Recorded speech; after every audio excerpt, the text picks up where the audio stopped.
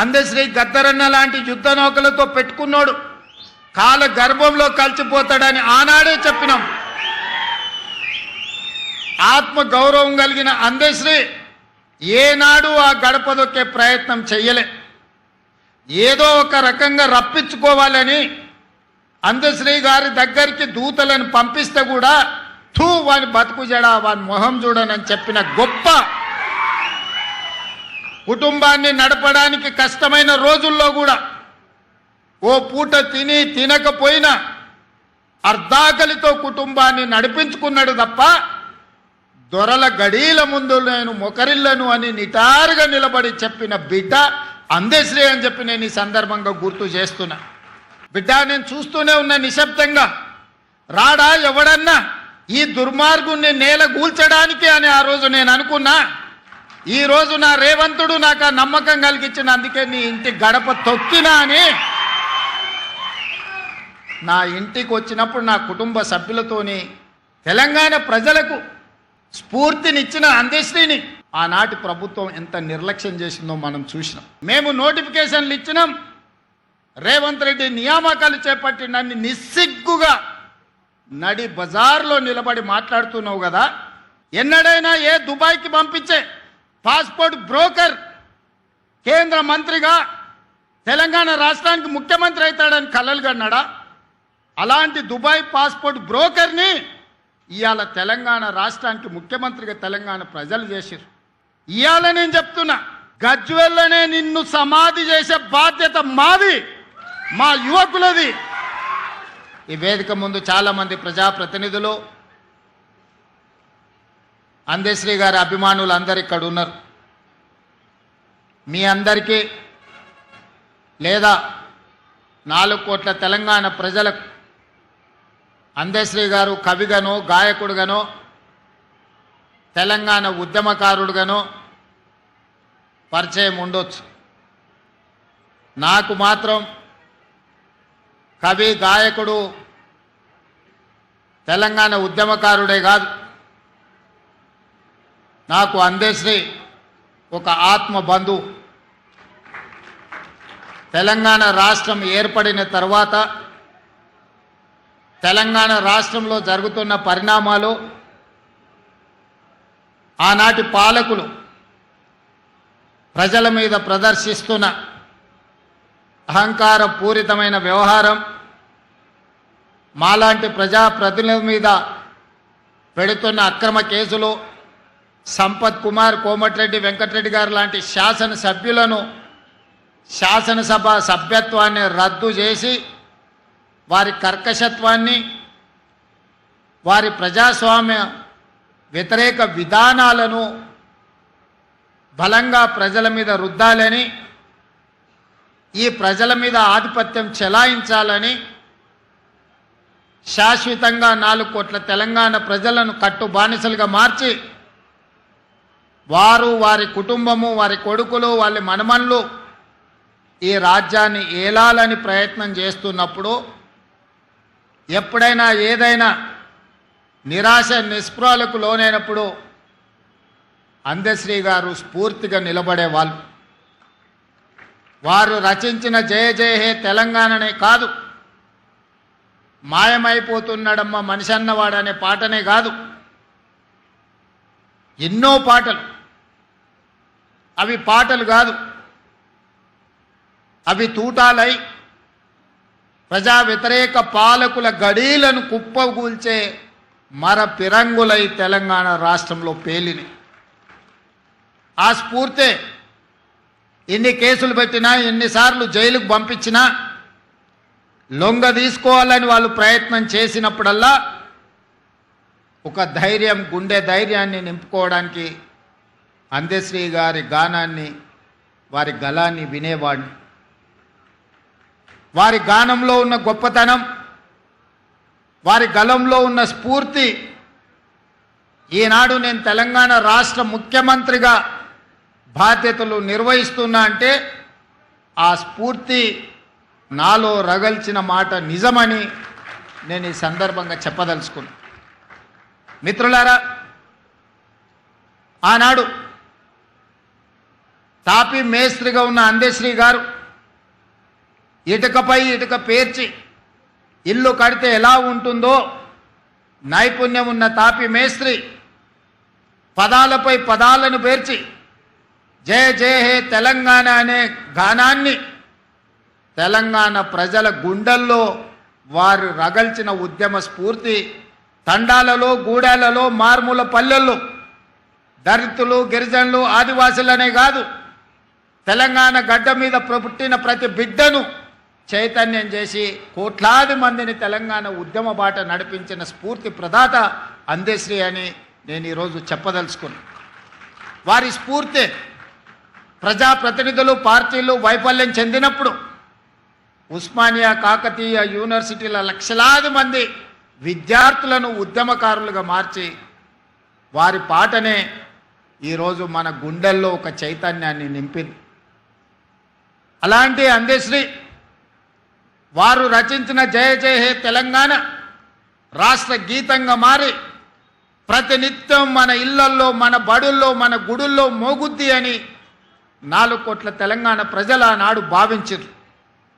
కానీ కర్కశకులైన పాలకులు త్వర అహంకారంతో పరిపాలనను అందించే వాళ్ళు అందశ్రీ మాటను పాటను గళాన్ని నిర్బంధించాలి నిర్మూలించాలి అని కుట్రపూరితంగా 10 సంవత్సరాలు ఆ పదాన్నే వినిపించనీయకుండా అందశ్రీ మీద కక్షతోని ప్రజలై పాడుకున్న జయ జయ హే తెలంగాణను కప్పిపుచ్చే ప్రయత్నం చేసిరు. ఒకనాడు ఒక కవి చెప్పిండు, పెన్నుల మీద మన్ను గప్పుతే అవి గన్నులై మొలకెత్తుతాయని. నిర్బంధించాలనుకున్న దొరలు ఆ నిర్బంధం నుంచి తెంచుకున్న సంకళ్ళు ఈనాడు తెలంగాణ రాష్ట్ర గీతంగా ప్రతి బడిలో ప్రతి గుడిలో ప్రతి ప్రభుత్వ కార్యాలయంలో ఈరోజు మనం మాట్లాడుకునే పరిస్థితి వచ్చిందంటే తాత్కాలికంగా వాళ్ళు అనుకొని ఉండొచ్చు, సంతోషపడి ఉండొచ్చు, లేకపోతే పైశాచిక ఆనందాన్ని పొంది ఉండొచ్చు. అన్నిటికీ మేమే కారణం, అన్నీ మాకే కావాలి అని కోరుకొని ఉండొచ్చు. కానీ పాటతో పెట్టుకున్నాడు అందశ్రీ గద్దరన్న లాంటి యుద్ధ నౌకలతో పెట్టుకున్నాడు కాల గర్భంలో కలిసిపోతాడని ఆనాడే చెప్పినాం. ఆత్మ గౌరవం కలిగిన అందశ్రీ ఏనాడు ఆ గడప దొక్కే ప్రయత్నం చెయ్యలే. ఏదో ఒక రకంగా రప్పించుకోవాలని అందశ్రీ గారి దగ్గరికి దూతలను పంపిస్తే కూడా థూ వాని బతుకు జడ వాని మొహం చూడనని చెప్పిన గొప్ప కుటుంబాన్ని నడపడానికి కష్టమైన రోజుల్లో కూడా ఓ పూట తిని తినకపోయినా అర్ధాకలితో కుటుంబాన్ని నడిపించుకున్నాడు తప్ప దొరల గడీల ముందు నేను మొకరిల్లను అని నిటారుగా నిలబడి చెప్పిన బిడ్డ అందశ్రీ అని చెప్పి నేను ఈ సందర్భంగా గుర్తు చేస్తున్నా. నేను వాడింది 4 కోట్ల తెలంగాణ ప్రజల కోసంగా తప్ప ఈ గడీలలో ప్రజల్ని నిర్బంధించాలనుకునే వాళ్ళ కోసం నేను పాట రాయను, పాట పాడను. అలాంటి వాళ్లకు చరిత్ర ఖచ్చితంగా గుణపాఠం చెప్పుతుంది అని చెప్పి అందశ్రీ గారు ఎన్నోసార్లు నాతో మాట్లాడడం జరిగింది. ఆనాడు ఏ విధంగా ఎట్లయినా సరే 600 అయినా అటు సూర్యుడు ఇటు మొలిసినా సరే ఈసారి ఎన్నికల్లో గడీలను బద్దలు కొట్టాలి. ఆ గడీలను బద్దలు కొట్టాలంటే తెలంగాణ సమాజంలో ఉన్న యువకులు పిరంగులై పేలాలి అని ఆలోచనతోని నేను అందశ్రీ గారిని కలవాలనుకున్నా. అందరు రాజకీయ నాయకుల్లాగానే మాట మాట్లాడితే మాట తర్వాత మర్చిపోతారన్న అనుమానంతో అందశ్రీ గారు నన్ను బహిరంగంగా కలవడానికి కూడా ఒకసారి ఇష్టపడలే. నేను చెప్పిన ఒకసారి కలవడం వల్ల మీ అనుమానాలైనా తొలగిపోవచ్చు, నా అవగాహన అయినా పెరగవచ్చు. కలవడం ద్వారా తెలంగాణ సమాజానికి మేలే జరుగుతుంది తప్ప ఎవరికి అన్యాయం జరగదని నమ్మకం, విశ్వాసం, భరోసా అందశ్రీ గారికి కల్పిస్తే ఒక మిత్రుడి ఇంటిలో అందశ్రీ గారు కలిసిండ్రు. 10 నిమిషాలు ఉంటా, అంతకు మించి నేను ఉండను అని ఆనాడు అందశ్రీ గారు అన్నారు. 5 నిమిషాలకు అయినా మనం కలుద్దాం. ఈనాడు మనందరం ఏకలు కావాల్సిన అవసరం ఉన్నది. ఎంత పెద్ద సర్పానైనా చీమల దండు దండించగలుగుద్ది, మనందరం కూడా దండు కట్టాల్సిన అవసరం ఉందని ఆనాడు అందశ్రీ గారితో మాట్లాడిన సందర్భంగా నేను వారికి విజ్ఞప్తి చేసి, నా జీవితంలో జరిగిన అనేక సంఘటనలు ఆయన నిశితంగా నిశ్శబ్దంగా గమనిస్తూనే ఉన్నాడు. ఆ రోజు వారు నాతో అన్నాడు, తర్వాత నా కుటుంబాన్ని కలవనికి వచ్చినప్పుడు నా కుటుంబ సభ్యులతో తన ఆవేదనను వెలిబుచ్చిండు. బిడ్డ, నేను చూస్తూనే ఉన్నా నిశ్శబ్దంగా, రాడా ఎవడన్నా ఈ దుర్మార్గుణ్ణి నేల గూల్చడానికి అని ఆ రోజు నేను అనుకున్నా. ఈ రోజు నా రేవంతుడు నాకు ఆ నమ్మకం కలిగించిన, అందుకే నీ ఇంటి గడప తొక్కినా అని నా ఇంటికి వచ్చినప్పుడు నా కుటుంబ సభ్యులతోని అందశ్రీ అన్న మాటలు, ఆ మాటతో అందశ్రీ కవి, గాయకుడు, తెలంగాణ ఉద్యమకారుడు, నాకు ఆత్మ బంధువుగా మారిండు. నా కుటుంబంలో పెద్దన్నగా నేను అందశ్రీ గారిని ఆమోదించిన. మేము 7 మంది అన్నదమ్ముళ్ళం, నేను 4వ వాడిని. మా పెద్దన్ననే నాకు స్ఫూర్తి. ఈరోజు ఈ స్థాయికి రావాలని, ఒక స్థాయిలో ఉండాలని ఎన్నో కలలు మా అన్న నాడుగా అన్నాడు. నేను ఎదుగుతున్న క్రమంలో మా అన్నను కోల్పోయినాం. ఆ తర్వాత నాకు కనిపించిన పెద్దన్న అందశ్రీ అని చెప్పి నేను ఈ సందర్భంగా చెప్పదలుచుకున్నా. అలాంటి అందశ్రీని, తెలంగాణ ప్రజలకు స్ఫూర్తినిచ్చిన అందశ్రీని ఆనాటి ప్రభుత్వం ఎంత నిర్లక్ష్యం చేసిందో మనం చూసినాం. గద్దరన్న గురించి నేను చెప్పాల్సిన అవసరమే లేదు. గద్దరన్న వెళ్తే ప్రజాభవన్ ఈనాడు, ఆనాడు దొరల గడీల గేటు ముందల ఎర్రటెండలో గంటల కొద్ది కూర్చోబెట్టినప్పుడు తెలంగాణ ప్రజల యొక్క గుండె తరుక్కుపోయింది. ఇంత దుర్మార్గం, ఇంత కర్కశత్వం, పరాయివాడి పాలనలో కూడా ఇంత అవమానం జరగలేదు. గద్దరన్నను ఎర్రటెండకు కూర్చోబెట్టిన వాడిని శాశ్వతంగా ఫామ్ హౌస్లో బంధించాలని ఆనాడే ప్రజలు నిర్ణయించారు. ఏ రోజైతే అందశ్రీ గలాన్ని నిర్బంధించాలనుకున్నాడో, ఏ రోజైతే గద్దరన్నను అవమానించిండో, ఆనాడే తెలంగాణ 4 కోట్ల ప్రజలు నిర్ణయించుకున్నారు, ఇక సమయం ఆసన్నమైంది, గడీలను బద్దలు కొట్టాల్సిందే అని నిర్ణయించుకొని లక్షలాది మంది రోడ్ల మీదకి వచ్చి ఈనాడు ఆ దొరల గడీలను బద్దలు కొట్టి ప్రజాపాలనను తీసుకొచ్చి ఇక్కడ కూర్చోబెట్టారు. ఆ ప్రజాపాలనని డిసెంబర్ 7, 2023 నాడు బాధ్యత తీసుకుంటే జూన్ 2, 2024 నాడు రాష్ట్ర అవతరణ దినోత్సవం రోజు తెలంగాణ జాతికి జయ జయ హే గలాన్ని అంకితం చేసినప్పుడు అందశ్రీ గారి భావోద్వేగం పరేడ్ గ్రౌండ్లో వారి కళ్ళల్లోనే చూడాలి. నేను చెబితే మాటలు సరిపో, వారి భావోద్వేగం నిజంగా ఆనాడు అందశ్రీ గారి భావోద్వేగం ఇంకో తరాన్ని, ఇంకో రాష్ట్రాన్ని సాధించేటంత స్ఫూర్తినిచ్చే గొప్ప భావోద్వేగం. అందుకే మిత్రులారా, ఈనాడు ఈ ప్రభుత్వం ఒక అందశ్రీని, ఒక గద్దరన్నను శ్రీమతి సోనియా గాంధీ గారి స్ఫూర్తితోటి ఈ ప్రభుత్వాన్ని మేము నడిపిస్తున్నాం.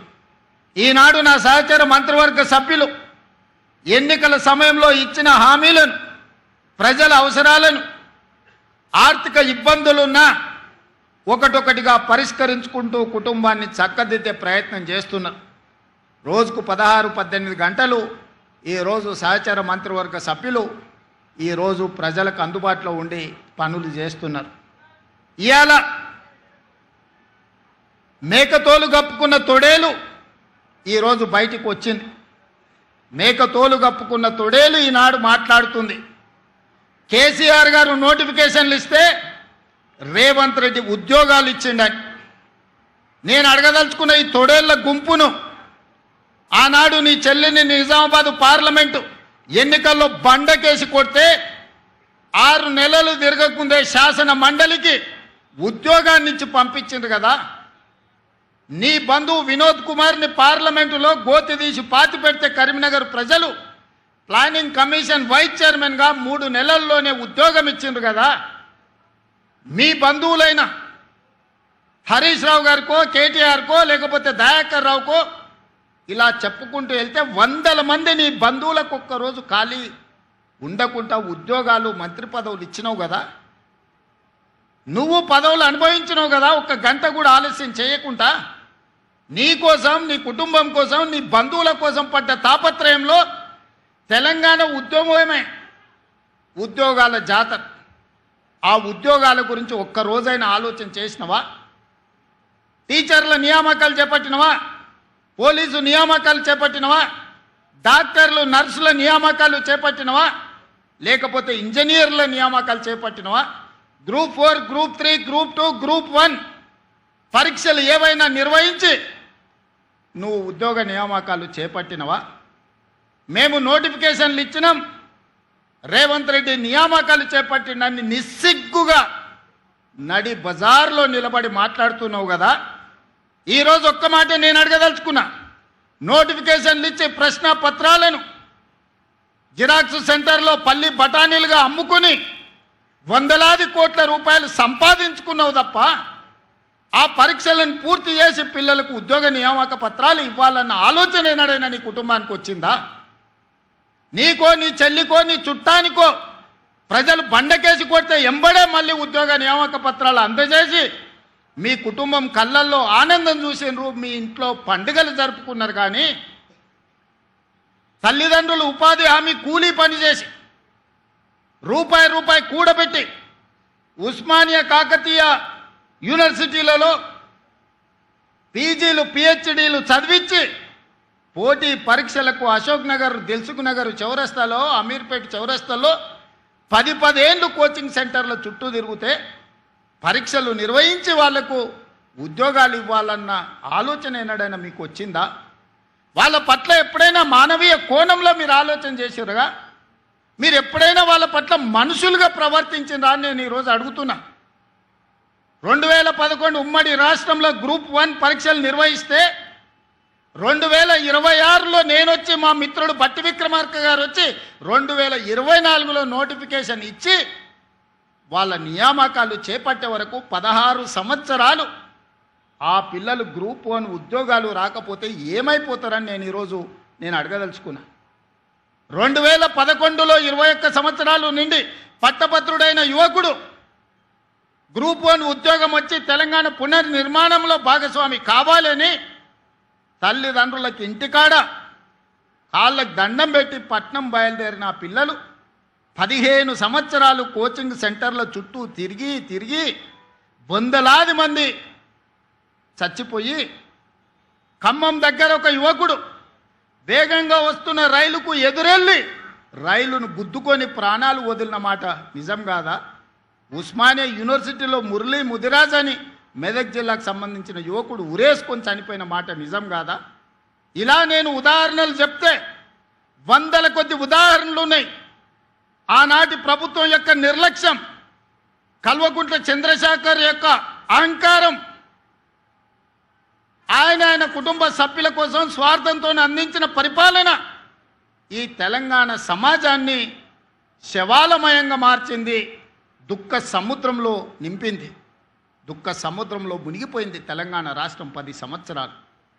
అలాంటి తెలంగాణను వచ్చిన మొదటి సంవత్సరంలో 67,674 ప్రభుత్వ ఉద్యోగాలు,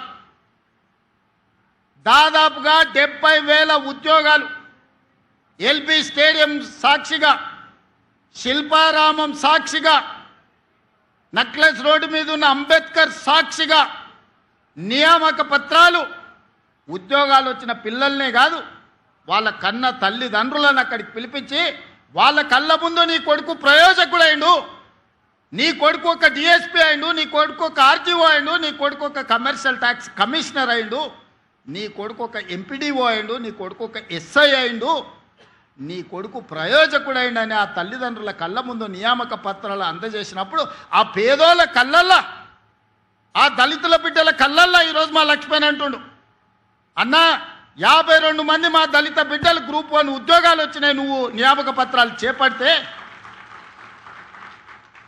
నేను నీ మంత్రివర్గంలో ఉండడం నా జన్మ ధన్యమైంది, మా పిల్లలకు న్యాయం జరిగిందని మిత్రుడు ఈరోజు చెబుతున్నప్పుడు ఒక ముఖ్యమంత్రిగా నాకు ఇంతకంటే సంతోషం ఏముంటుందని నేను అడుగుతున్నాను. నేను ఇవాళ ఇక్కడి నుంచి వేదిక మీద నుంచి చిల్లర మాటలు మాట్లాడి చిచోరగా తిరిగే నాయకులమని చెప్పుకునే వాళ్ళని సూటిగా అడుగుతున్నా. 10 సంవత్సరాలు నువ్వు నోటిఫికేషన్లు ఇస్తే నియామక పత్రాలు చేపట్టలేదు కదా, సంవత్సరం తిరిగే లోపల 70,000 ఉద్యోగాలు మేమెట్లా చేపట్టినాము? 15 సంవత్సరాలు గ్రూప్ 1 నియామక పత్రాలు నువ్వు అందించకపోతే పరీక్షలు పెట్టి ప్రశ్న పత్రాలు బజార్లో నువ్వు కోట్ల రూపాయలకు అమ్ముకొని నువ్వు వేల కోట్ల రూపాయలకు పడగకెత్తితే మీ తండ్రి గారు ఎర్రవల్లిలో 1000 ఎకరాల ఫామ్ హౌస్ కట్టుకుంటాడు, నువ్వు జన్వాడలో 100 ఎకరాల ఫామ్ హౌస్ కట్టుకుంటావు, నీ బావ హరీష్ రావు మోయినాబాద్లో 50 ఎకరాల ఫామ్ హౌస్ కట్టుకుంటాడు, నీ చెల్లెలు కవితమ్మ శంకర్పల్లిలో 25 ఎకరాల ఫామ్ హౌస్ కట్టుకుంటారు.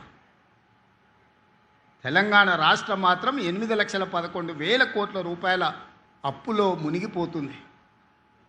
మీకు టీవీలు వచ్చినాయి, మీకు పేపర్లు వచ్చినాయి, 1000 కోట్ల వ్యాపారాలు వచ్చినాయి. ఇంత ఆగర్భ శ్రీమంతులు నిజాం కంటే ధనవంతులుగా మీరెట్లా మారుతారు? 10 సంవత్సరాలల్లా 70,000 కోట్ల రూపాయల అప్పున్న రాష్ట్రం 8,11,000 కోట్ల రూపాయలకు తెలంగాణ ఎట్లా దిగజారిపోయిందో ప్రజలకు జవాబు చెప్పాల్సిన బాధ్యత లేదా అని ఈరోజు మేకతోలు కప్పుకున్న తొడేళ్ళని నేను అడగదలుచుకున్నా. అప్పుడే ప్రజలు మర్చిపోయినరు అనుకుంటున్నావా? మీ కుటుంబాన్ని అప్పుడే ప్రజలు క్షమించినరని అనుకుంటున్నావా? మీ కుటుంబం వల్ల ఈ తెలంగాణ సమాజానికి దాపురించిన ప్రమాదాన్ని ప్రజలు గుర్తించలేదనుకుంటున్నావా? నన్ను తిట్టినంత మాత్రానో, నీ కడుపులో ఉన్న విషాన్ని వెదజల్లినంత మాత్రానో తెలంగాణ ప్రజలు నిన్ను క్షమిస్తారనుకుంటే ఈనాటికి, ఆనాడు కాదు, తెలంగాణ కవి చెప్పిండు, నిజాముల పైజామాలు ఊడగొడతాం, దిగంతాలకు తరిమి కొడతామని. ఇవాళ నేను చెప్తున్నా, ఆనాడు ఆ కవి స్ఫూర్తిగా నిజాముల పైజామాలు ఊడగొట్టి దిగంతాలకు ఆనాడు తరిమిను సాయుధ రైతాంగ పోరాటం. బండెనక బండి కట్టి ఏ బండ్లో పోతో కొడుకో, చుట్టుముట్టు సూర్యాపేట నట్ట నడమ నల్లగొండ కడతాం నీ గోరి అని బండి యాదగిరి స్ఫూర్తి ఈరోజు కూడా మా దగ్గర ఉన్నది. ఇవాళ నేను చెప్తున్నా, గజ్వెల్లనే నిన్ను సమాధి చేసే బాధ్యత మాది, మా యువకులది. తెలంగాణ సమాజం నీకు అన్ని అవకాశాలు ఇచ్చింది, ఆస్తులు ఇచ్చింది, అంతస్తులు ఇచ్చింది, ఆగర్భ శ్రీమంతులను చేసింది. ఏమి తక్కువ చేసింది తెలంగాణ? ఏమి తక్కువ ఇచ్చింది మీకు ఈ తెలంగాణ? మరి తిరిగి తెలంగాణ 4 కోట్ల ప్రజలకు మీరు మీ కుటుంబంలో నలుగురు ఏమిచ్చిందని ఈరోజు తెలంగాణ సమాజం మిమ్మల్ని అడుగుతుంది. ఏం అన్యాయం చేసింది మీకు? చెప్పులు లేకుంటే తిరిగేటోళ్లకు, గంజి గతి లేని వాళ్ళకి ఇవాళ బెంచ్ కార్లకు వచ్చినాయి కదా. అమెరికాలో బాత్రూమ్లు కడుక్కునేటోడు ఈరోజు తెలంగాణ రాష్ట్రానికి మంత్రి అయింది కదా. దుబాయ్ పాస్పోర్ట్ బోకరు తెలంగాణ రాష్ట్రానికి ముఖ్యమంత్రి అయింది కదా. ఏం తక్కువ చేసిందని నేను అడుగుతున్నా తెలంగాణ మీకు. ఎన్నడైనా ఏ దుబాయ్కి పంపించే పాస్పోర్ట్ బ్రోకర్ కేంద్ర మంత్రిగా తెలంగాణ రాష్ట్రానికి ముఖ్యమంత్రి అవుతాడని కలలు కన్నాడా? అలాంటి దుబాయ్ పాస్పోర్ట్ బ్రోకర్ని ఇవాళ తెలంగాణ రాష్ట్రానికి ముఖ్యమంత్రిగా తెలంగాణ ప్రజలు చేశారు. అమెరికాలో బాత్రూంలు కడుక్కునే నిన్ను ఐటీ ఇండస్ట్రీస్ మినిస్టర్గా 10 సంవత్సరాలు ప్రజలు భరించారు. రబ్బర్ చెప్పులు లేని కోమటిరెడ్డి వాళ్ళ ఇంటి ముందల 1000 రూపాయల కోసం గంటల కొద్దీ నిలబడ్డ నిన్ను, నీ కుటుంబాన్ని ఈరోజు మంత్రిగా చేసిండ్రు. బతుకమ్మ చీరలు, బోనాలు, బతుకమ్మలు వస్తే వసూళ్లు చేసే మీ చెల్లెల్ని కూడా ఎమ్మెల్సీ, ఎంపీగా తెలంగాణ సమాజం చేసింది కదా. చివరికి సారాలో సోడా పోసే ఆయన సడ్డకుని కొడుకుని కూడా రాజ్యసభ సభ్యులను చేసింది కదా. ఇది తెలంగాణ ప్రజలు చేసిన త్యాగం కదా. ప్రాణాలు ఇవ్వడమే కాదు, ఆత్మ బలిదానాలు చేసుకోవడమే కాదు, మీకు ఇంత ఐశ్వర్యాన్ని అంతస్తులను అందించిన తెలంగాణకు మీరు చేసిన ద్రోహం ఏందో తెలంగాణ సమాజం మర్చిపోయిందని మీరు అనుకుంటున్నారా? ఇవాళ అందుకే నేనున్నంత వరకు, ప్రజలతో మమేకమైనంత కాలం నిన్ను, నీ కుటుంబాన్ని తులసి వనం లాంటి తెలంగాణ సమాజంలో గంజాయి మొక్కను మొలకెత్తనిచ్చే సమస్యనే లేదు. అందుకే మా స్ఫూర్తి అందశ్రీ, మా స్ఫూర్తి గద్దరన్న, మా స్ఫూర్తి సోనియా గాంధీ. మరి నీ స్ఫూర్తి ఎవరని అడుగుతున్నా? నిజామా? కాసిం రిజ్వీనా? ఈడీ అమీనా? ఎవడు నీ స్ఫూర్తి? ఏ జాతి నీది? నీ జాతేంది? నీ నీతేంది? నీకు మాకు పోలికేంది? నీకు మాతో పోటేంది? మేము అదమర్చినప్పుడు, మేము కనుమూర్చినప్పుడు 4 కోట్ల తెలంగాణ సభానేజ్ని కబలించి దోపిడీకి పాల్పడుతుంది కదా. ఆ దోపిడీని మేము అంత ఈజీగా మర్చిపోతామా? అయినా ఒక్క మాట చెప్పదలుచుకున్నా. సరిగ్గా 2 తరాల ముందు నిజాం నవాబు కాసిం రిజ్వీ ప్రపంచంలో ఆగర్భ శ్రీమంతులు, ప్రపంచంలోనే అత్యంత ధనికుల లెక్కగట్టినప్పుడు మొదటి 2 స్థానాలలో ఆనాడు నిజాం ప్రభు ఉండే. సరిగ్గా 2 తరాల తర్వాత ఒక పారిశ్రామికవేత్త బాగా రాణించి 1000 కోట్ల రూపాయలు సంపాదించినాక ఆయనకు కోరిక కలిగింది. అరే, ప్రపంచంలోనే శ్రీమంతుడైన నిజాం కుటుంబాన్ని కలుద్దాం, ఎవరున్నారు ఆ కుటుంబం అని ఎతికిండు. కలుద్దామని ప్రయత్నం చేసిండు. కకావికలం అయిపోయి చెట్టుకొకడు పుట్టకొకడు దేశానికొకడు దిక్కులేని పరిస్థితి నిజాం కుటుంబానికే పట్టింది. నీ కుటుంబం ఎంత? ఈకలోది తోకలోది. ఇవాళ నువ్వు అనుకుంటున్నామేమో చాలా ఉన్నాయని. ఏది ఉండదు బిడ్డ, బిచ్చమెత్తుకొని బతకాల్సి వస్తుంది. తెలంగాణ సమాజం గమనిస్తుంది. ప్రపంచానికి ఆగర్భ శ్రీమంతుడైన నిజాము 3వ తరం వచ్చే లోపల చూద్దామంటే కూడా దొరకని పరిస్థితి ఈ ప్రాంతంలో ఉత్పన్నమైంది. నువ్వెంత? నీ బిషాత్ ఎంత? నీ జాతి ఎంత? నీ జాతి ఈ ప్రజా పరిపాలన మీద శాపనార్థాలు పెడుతుందా? చర్చకు రమ్మంటే చేత కాదు, అసెంబ్లీకి రమ్మంటే ఇంట్లో వండుకుంటాం. ఇంట్లో వండుకొని వెనకంగా కుట్రలు కుతంత్రాలు. తెలంగాణ సమాజం ఎడ్డిదో గుడ్డిదో కాదు. తెలంగాణ సమాజం చైతన్యవంతమైంది. అదే సమయంలో తెలంగాణ సమాజం సంయమనంతో వ్యవహరిస్తుంది. 220 సంవత్సరాలు పరిపాలించిన నిజామును కూడా సాయుధ రైతాంగ పోరాటం ద్వారా మట్టి గరిపించి ఈ నేలలోనే కలిపేసి తెలంగాణ చైతన్యాన్ని ప్రదర్శించింది. నువ్వెంత? నువ్వు 10 ఏళ్ళు ముఖ్యమంత్రిగా ఉంటే నిజాం కంటే గొప్పని అయిపోయినా అని విర్రవిగితే ఈ తెలంగాణ సమాజం ఊరుకుంటుందా? ఈ తెలంగాణ సమాజం నిన్ను క్షమిస్తుందని నువ్వు అనుకుంటున్నావా? అందుకే మిత్రులారా, ఈనాడు అందశ్రీ అనేవాడు ఆధిపత్యం తెలంగాణ మీద ప్రదర్శించాలనుకున్నప్పుడు, ఈ తెలంగాణని ఆక్రమించుకొని ఈ తెలంగాణను దోసుకోవాలనుకున్నప్పుడు ఏ తరమైన అందశ్రీ మళ్ళీ పుడతాడు. ఆ అందశ్రీ స్ఫూర్తి మన గుండెల్లో ఉంటుంది. ఎవడు ఈ తెలంగాణను చెరబట్టలేడు. ఎవడు శాశ్వతంగా ఈ తెలంగాణను దోచుకున్నని వికటట్టహాసం చెయ్యలేడు. అప్పుడు అందశ్రీ తప్పకుండా వస్తాడు, పాటై వస్తాడు, తెలంగాణ సమాజాన్ని చైతన్యం చేస్తాడు.